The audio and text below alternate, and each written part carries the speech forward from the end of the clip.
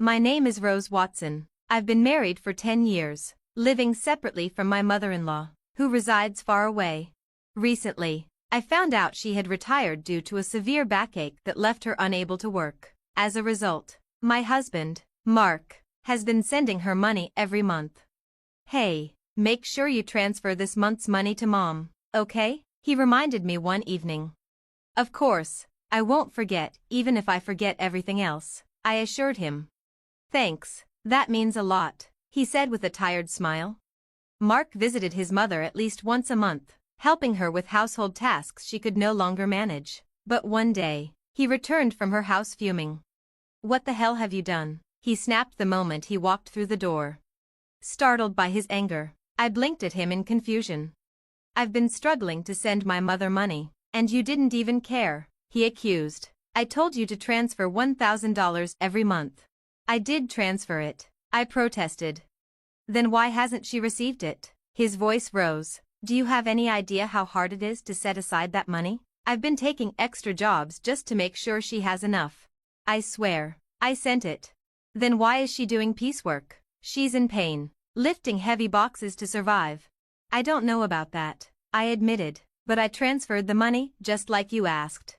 Are you saying my mom is lying? His glare was sharp, filled with disbelief. That's not what I'm saying at all. You never even visit her. I go every month, but you never come with me. You just don't care about my mom.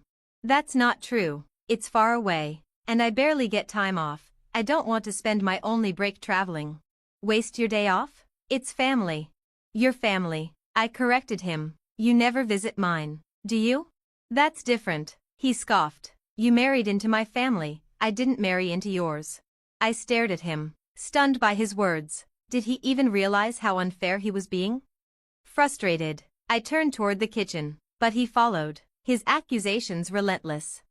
I want you to return all the money I gave you, he demanded.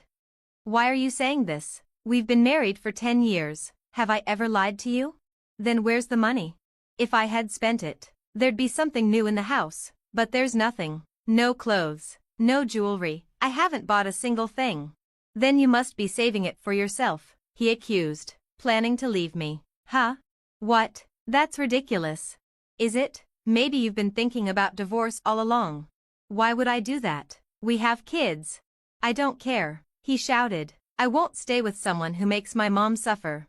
No matter how much I tried to reason with him, he refused to listen. After hours of arguing, I realized there was nothing left to say. All right, I said quietly. Divorce it is. Mark had already prepared the divorce papers, almost as if he'd planned this all along. I packed my things, took our child, and left. It's going to be okay, I whispered to my little one, though I wasn't sure if I believed it myself. Days passed as I settled into my parents' home, trying to rebuild a life from the ruins of my marriage. Then, out of nowhere, Mark called me. Something weird is happening, he said. I frowned. What do you want? We're strangers now. I know, but... He hesitated. I've been sending the money myself, but Mom still says she hasn't received it. I laughed bitterly. Maybe you didn't transfer it. Of course I did. Or maybe you just dreamed you did, I mocked. Don't compare me to you. Then don't call me. I have nothing to do with this. You're working, so you have time to talk, he shot back. How much more did he plan to belittle me? My bank statements show the money was withdrawn, he admitted, but my mom says she never got it. Then maybe you sent it to the wrong person. A long silence followed. Then, where did I send it? He murmured, realization dawning in his voice. I don't know, maybe you've been giving the money to some other woman, I said coldly. That's ridiculous. What's ridiculous is having this conversation in the first place. But Mark, you seemed pretty convinced when you accused me of stealing. Wait. That's too cold. You can't just cut ties so easily, he protested. I'm not being cold. The moment you decided on divorce, you were out of my life. How can you be so heartless? A woman doesn't even look back? What's the use of dwelling on the past? Thinking about you? Now that would be a waste. Mark sighed. I'm in trouble here. Not my problem. Can't you at least listen to me? How utterly self-centered. Fine, he relented. I'll start from the beginning. Just hear me out. I sighed. Go on. Remember the day I asked for a divorce? After I left, I went to check on Mom. I asked her why she was still doing piecework even though I'd been sending her money. She swore she hadn't received a dime. And that's why you lost your mind and accused me of pocketing it. Yeah, he admitted. But then I sent it myself, and she still didn't get it. So that proves it wasn't me, I pointed out. I don't know about that. Maybe you were stealing it when you were in charge. That's disgusting. If that's really what you think, then I'll go with you to your mother's house myself. What for? To find out what's really going on. Fine. And so, for the first time in a long while, we went to his family home together. When we arrived, his sister, Selena, was there. Oh, you're here, Selena? Mark asked, surprised. I came back because I was worried about Mom, she said. What about your husband? We're divorced. Just like you. Oh. So you moved back in? Yeah. When did you come back? 6 months ago. 6 months. Never mind that, Mark said, turning to his mother. Mom, is it true you didn't receive the money I sent? It's true, she confirmed. It doesn't matter if both of you are here or not, the money never arrived. But did you check your bank book recently? I asked. Yes, just 2 days ago. Can I see it? You can't. Selena interrupted. Why not? Because you're a stranger now. Why should Mom show you something so important? But we can't confirm anything unless we check, I argued. Mark stepped in. Then I'll look. I'm her son. Fine. With a sigh, their mother retrieved the bank book from a drawer. Look, Mark, I said, flipping through the pages. Your deposits are here. And they were withdrawn the next day, right on schedule. Mark frowned. That's odd. Mom, before, you wouldn't withdraw money right away. You barely went to the bank because of your back pain. But now it's gone the very next day? That's because Selena's been handling my banking since she moved back in, his mother explained. Mark and I turned to look at Selena. She crossed her arms defensively. What? I don't know anything about this. But it was withdrawn, Mark said. And Mom doesn't go to the bank herself. So unless someone else has her card. I don't have a card, his mother interjected. I was afraid of losing it, so I never made one. Selena, Mark said firmly, tell the truth. A long silence.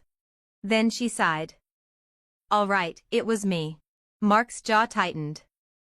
What do you mean, it was you? Mom told me to withdraw the money.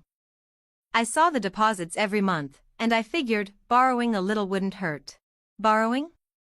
I scoffed. Are you planning to pay it back? I intend to, she muttered.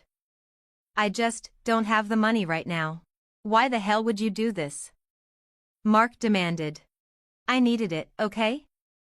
And besides, Mom's managing fine. Selena shot back. Mark's expression softened. Were you really that desperate? Their mother sighed. If that's the case, it can't be helped. What? I exploded. Mark ran a hand through his hair. I mean, it's family. If Selena was struggling, I guess it's understandable. Understandable? I interrupted. You called me a thief. You tore apart our marriage over this. And now, just because it's your sister, it's fine? Mark sighed. It's different. How? She was struggling. And you think I wasn't struggling when you accused me of stealing? I don't see why I need to apologize, he said flatly. You don't see a reason? My voice wavered between laughter and rage. Not even one? Look, it's not like I did anything wrong, he said. Selena needed help. It's not my fault. His mother nodded in agreement. That's right. You can't blame Mark for this. I looked around the room. It was like standing in a pit of quicksand. No matter what I said, I'd be swallowed whole. A deep, exhausting sense of clarity settled over me. I see, I murmured. So that's how it is. Without another word, I turned toward the door. Where are you going? Mark asked. Home. Drive me to the station. He scoffed. Why should I? We're divorced. You're not my responsibility anymore. Oh, but I was responsible enough when you needed my help, wasn't I? I never asked you to come. You came on your own, he shot back. That's right, his mother added. You're not a couple anymore. Why should he do anything for you? I let out a slow breath, willing myself to stay calm. No thank you for figuring this out? I said. No sorry for dragging me through hell? Silence. Fine, I muttered. I'll take a taxi. I don't need you. I left without looking back. As soon as I got home, tears of frustration slipped down my face. I promised myself, never again. But a few days later, Mark called. Maybe, just maybe, he finally realized his mistake. Maybe he'd apologize. Maybe he'd explain that he'd only acted that way in front of his family. Maybe. I picked up. Can you lend me some money? He asked. I laughed. Excuse me? Come on, don't be difficult. You're unbelievable, I said. You have the nerve to ask for money without even apologizing? So, is that a no? I hung up. That was the last time I ever answered his calls. That's not true, I said, trying to hold back frustration. We were married. After all, we were a united pair, but that's not how things are anymore. The day we split, that united fate disappeared. He shrugged, still persistent. I still think we're a united fate. He always said whatever was on his mind. So, can you lend me some money? He asked, as if it was nothing. Why? I asked, genuinely confused. Well, I just found out Selena has a massive debt. Wait, it's been a while. Didn't you ask her what she spent the money on? I couldn't, he said quietly. It would have seemed too pathetic. Money is a sensitive topic. Maybe her ex-husband had something to do with it. Or maybe there's another reason. Sure, there must be some reason, but you should have asked. For the future. I trusted her because we were. And there was no trust for me? I've known Selena way longer than I've known you. Yeah, since birth. That's why you trusted her. I thought everything would be fine. But it wasn't. So, what happened? Turns out she's in deep debt, and the $1,000 a month isn't enough. How much does she need? She wants to pay it off all at once. Paying it off in one go would save on interest, but I don't have that kind of savings. So why are you asking me? Because, remember? You said you had plenty of savings when we were in the car, going to your parents' house. I remembered that conversation clearly. He'd mocked me, saying I must be struggling after our divorce and implied I would have stolen money if he kept asking me to make transfers. I'd snapped back, revealing that I had been trading stocks and making good money from it. But why would an ex-wife lend you money? I asked. Selena says she's in debt for $30 million. $30 million? Yes. So can you lend it to me? You're okay with that, right? First, why does she have such a massive debt? I was curious too, so I asked. Most of it's from shopping. She buys tons of brand name items. Whenever she sees something she likes, she just buys it. And it's all on revolving credit. The interest keeps adding up. And every month, she keeps buying more. Now it's reached $30 million. She's careless. Mark, I'd say you're just as careless for overlooking it. She didn't understand how revolving credit works. She thought if she just paid a fixed amount each month, it would all be fine in the end. I get that feeling. I don't. How could she take that risk? Isn't that what led to her divorce? Now she realizes the interest is piling up, and it's become a serious problem. She came crying to me for help, but I don't have that kind of money. I told her I couldn't give her more than $1,000 a month. Then she suggested asking you. What? Why me? You said we were strangers, and that you didn't even want to drive me to the station. That's all in the past. So you think the past should just be forgotten? Like it never happened?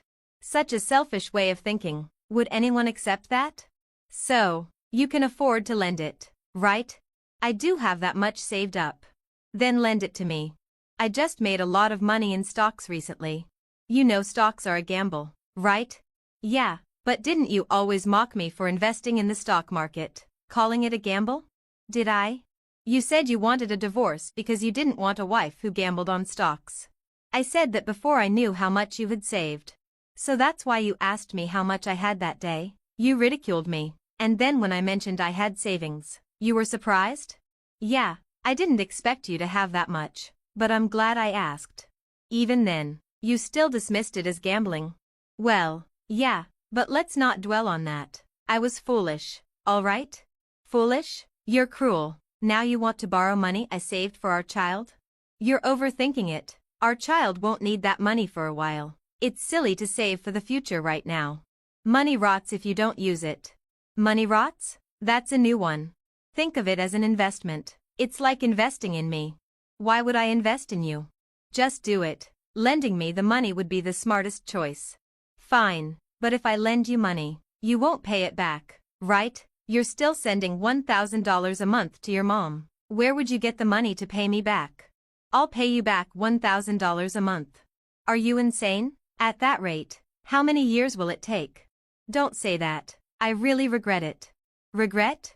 Yeah, if we hadn't split up, I wouldn't be begging you for money.